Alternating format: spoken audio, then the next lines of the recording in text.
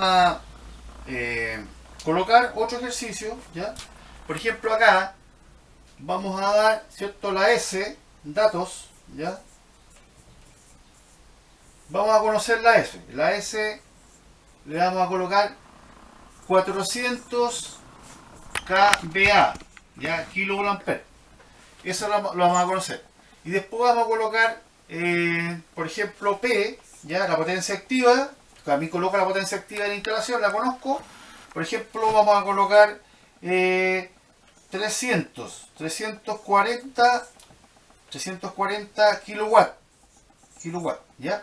Y vamos a preguntar, ¿cierto?, cuánto vale la Q, y el ángulo de fase, ¿ya? La Q, ¿ya? Y cuánto vale el ángulo de fase.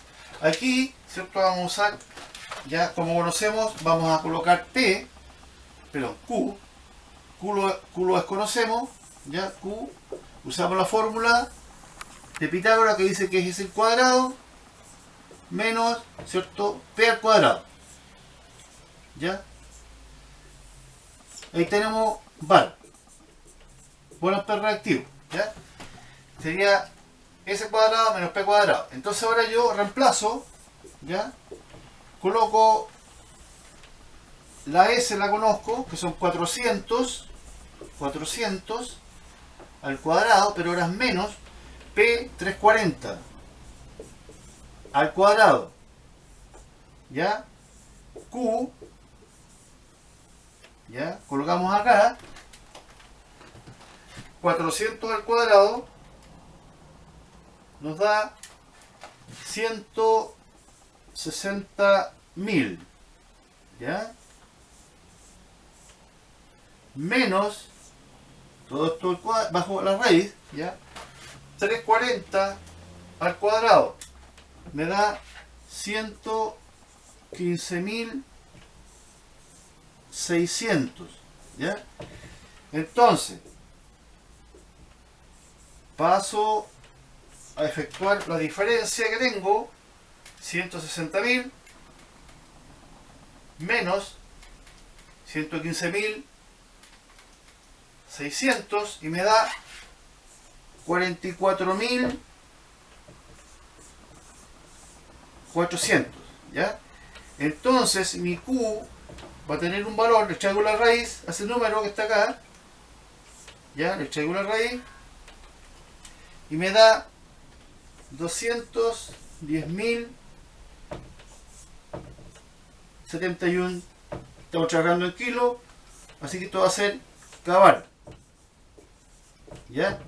Ahí tendríamos el cálculo, ¿cierto?, de nuestra potencia reactiva, que sería para nuestro caso potencia reactiva e inductiva. Pues estábamos trabajando con motores en una industria, ya, y conocemos que su fuente, ¿cierto?, son de 400 kVA y su potencia activa de 340 kW, ¿ya?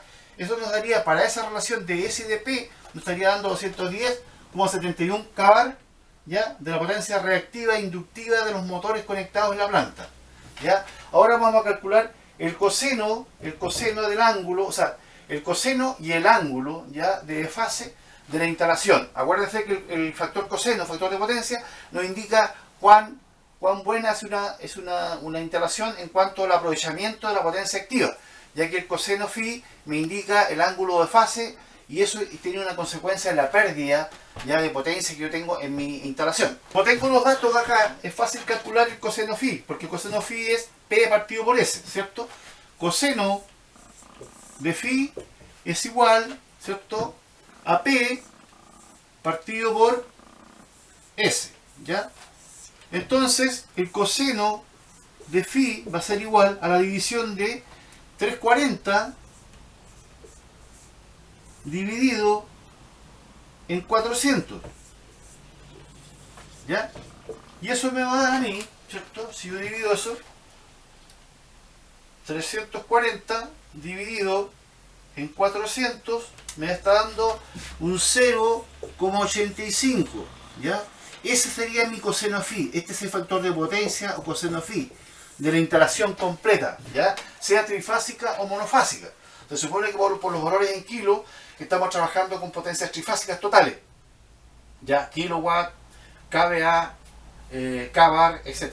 ¿Ya? Entonces, este coseno phi es bastante normal, promedio en las instalaciones de motores en las plantas. ¿Ya? Normalmente los motores, trabajando nominalmente, tienen promedio coseno phi de 0,85. ¿Ya? O sea, no está alejado de la realidad de este ejercicio. ¿Ya? Normalmente 0,85. Motores más grandes, mucha potencia, indudablemente suben un poquito su coseno phi, a 0,9 por ejemplo.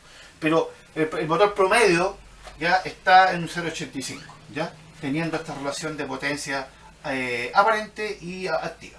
Ahí tendríamos el coseno phi, el valor que yo uso en electricidad en la fórmula. Acuérdense que la fórmula de potencia son B por I por coseno phi, o raíz de 3 B por I por coseno phi, ¿ya? Aquí no estamos definiendo cuál es, pero se supone que es trifásica, ¿ya? Para este efecto estamos trabajando con valores totales.